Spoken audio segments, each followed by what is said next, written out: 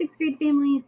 I am Mrs. Evans, and I'm here to talk to you about ancient civilizations, your students' history class for sixth grade. We will be talking about all kinds of ancient civilizations, talking about Near East and Africa, and finishing up the year with China, Greece, and Rome. In a general setting, your students are going to need their Chromebook, as well as some paper sometimes to just jot down maybe a thought or two, and then obviously a writing utensil. If you can see, we have our classes on Tuesdays and Fridays from 10:20 to 11:10. And if you have any questions about history or honestly any of the classes, Mondays from 3:30 to 4:20 are my office hours. I'm also in office hours on Fridays, same time with Miss Covey. And like I said, it's not just for English or history, it can be for any of the classes. I thought I'd scroll down here. We talked about grading in English, but I want to discuss more in depth your PLP or your Students Summit. So when students come to Summit Learning, they see any announcements that their teachers have posted. They will go to their year view, and this is where they're going to see all of their academic classes. So ancient civilizations, we're on top because we're the best. Then English, second best, right? Math, and then science. Quick overview here. So projects on the top line, these are like your units. Any thing that happens in class, assigned for homework, this is where it's going to be. We will always describe it to you either in class or through a video that we post later. But these will be explicit instructions. We don't expect you to do things on your own. Students will receive checkpoints assigned throughout. These checkpoints are helping us get to the final products. So here in history, the first checkpoint, what can physical artifacts tell us about human history? That's the first one that we worked on. And this is where they can find them. Then the second one, what can visual artifacts tell us? Students have the checkpoint here and a resource set here to help. Now, we have more checkpoints too, but they have not been assigned yet. They will be assigned and released as we continue on, not to overwhelm or have anybody working ahead. Then you can see our final products. So we have an inquiry argument, understand history without written sources group poster, which will be new, doing it online, and then a personal artifact presentation. So that's just our first project that we're doing.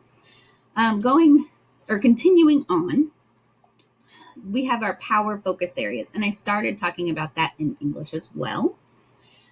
These power focus areas are the ones that we suggest the students do first, okay, for all of their classes.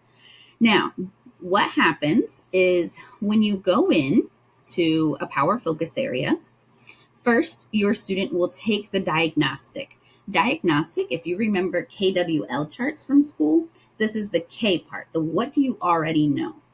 The score on your diagnostic does not define anything as far as moving on or passing. All it tells you is what you need to study. Okay, so it's benefiting you. If you see, the student got a 3 out of 3 on the diagnostic, which is awesome, meaning that they got the one question in objective 1 correct and the 2 questions in objective 2 correct. But let's say they didn't. Okay, it would have a different number here. Then they could open up the objective and scroll down and use these resources to help study. Now, before anybody can take the final, we all require you to take notes. In English and in history, we have made study guides for you. Okay, so there is a study guide made. You just need to click on it, and then in the upper right-hand corner, change it to edit. And this is for you, okay? To take, once you have studied and you feel prepared, you will email or GChat myself, your advisory teacher, whomever, and say, I'm ready to take the content assessment for, and be sure you tell us which one. So let's say Mechanics 6. I have my notes. And then you can either share them with us, take a picture if you did handwritten notes, whatever you chose, whatever is best for you. But we need to see notes to show that you've studied. Then you will request. If you've done all that, we will approve it. And you have about an hour and a half, 90 minutes, I believe, for 10 questions. Okay. And you are allowed to use whatever resources you have there, except for the internet. So your Chromebook will be locked down. You cannot do anything else. You won't even be able to message me if there is an issue. So trying your best. If you have another device that you can send me an email, or you'd have to restart to get a hold of me if something happens. Okay. So as this blue line of death, as I call it, and all I mean by that is as it continues on, things turn red if you don't do them. Okay. So right now, we're in September. This is what is due coming up. So if we look, the first How Do We Study History, the first power focus area in history passes on September 4th. We have it, so just about one, each class has one passing a month.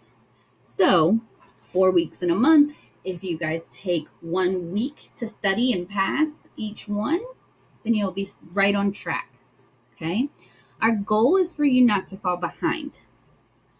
Every week on the Week at a Glance, we put study for the focus area, the one that's current. We're saying that because we don't want you to fall behind, and we're letting you guys pick which ones you do first. So if you feel super strong in math, please do the math one. Then do whatever you feel second strong, and so on and so forth. Okay. If you want to do more than one in a week, please do it. That's fine. Okay. Our goal is to not have a whole bunch left to do at the end of the year where you feel super overwhelmed. These, if you do not pass on the first attempt, it's fine. It will not turn any color until the blue line passes it. So if you do not pass by September 21st, it will turn red. If you do, it will turn green. Regardless, if it is red, you can go back and change at any time. You can go back, continue to study, and pass at any time. Even if it's December and you're like, I still got to pass Mechanics 6, that's okay. All right. We are happy to help.